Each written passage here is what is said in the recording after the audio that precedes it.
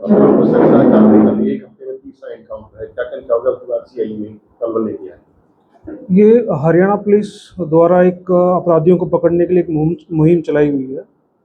उसी के अंतर्गत संज्ञान लेते हुए हमारे एसपी साहब श्री नीतीश अग्रवाल जी आईपीएस, उनके कड़े दिशा निर्देश हैं कि इस तरह के अपराधियों को बिल्कुल ही ना बख्शा जाए और इनकी जगह जेल में होनी चाहिए। उसी की निरंतरता में एक चांदी लूट हुई थी जो आपके संज्ञान में होगा। उसी चांदी लूट के आरोपियों को पकड़ने के लिए इंस्पेक्टर रविंदर के अंडर में एक टीम गठित की गई। उस टीम द्वारा कल बीती रात एक आरोपी को मुठभेड़ में काबू किया गया है, जिससे कि एक देसी कट्टा, एक जिंदा रोंद और 2 कारतूस बरामद हुए हैं। जी। और क्या कहना चाहोगे इस बारे में, कहाँ से सूचना मिली, कैसे कार्रवाई हुई? ये सीक्रेट इन्फॉर्मेशन के आधार पे काफ़ी दिन से ये लगे हुए थे इंस्पेक्टर रविंदर और इनकी टीम। उसी आधार पे सूचना मिली कि कल जो है पृथला दुधला रोड पे ये व्यक्ति किसी और वारदात को अंजाम दे सकता है, ऐसी सूचना प्राप्त हुई। तुरंत ही टीम गठित करके वहां मुठभेड़ के बाद उस आरोपी को काबू किया गया। कैसे चली फायरिंग उन्होंने की पहले? हाँ बिल्कुल जी, इसमें पहले उसने उनको ललकारा कि भी रुक जाओ, लेकिन वो रुकने के झाड़ियाँ बनी देखी होगी आपने, वहाँ एक बनी है, उसमें छिपा हुआ था किसी वारदात को अंजाम देने के लिए।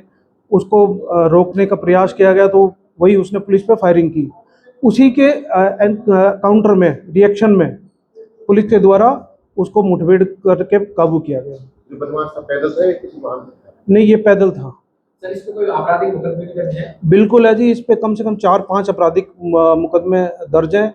इसकी प्रीवियस हिस्ट्री खंगाली जा रही है और क्या क्या मुकदमे हैं इसमें अभी पता लगा है कि इसके चोरी के, स्नैचिंग के, इस टाइप के मुकदमे इस पे दर्ज है। और ये कहाँ का रहने वाला है जी और क्या नाम है? इसका नाम मुस्तकीन है और पिताजी का नाम खलील है। ये कोसी कला का रहने वाला है, यूपी से है।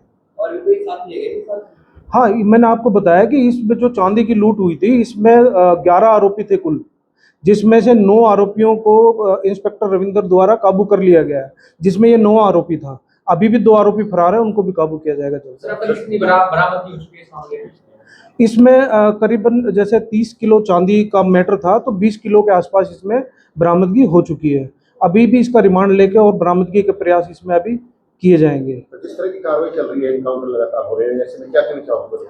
बिल्कुल जी, बदमाशों को ये सख्त चेतावनी है, हमारे एसपी साहब का सख्त संदेश है। अभी आपने देखा होगा पिछले 4 दिनों में ही ये तीसरी मुठभेड़ है पुलिस के साथ।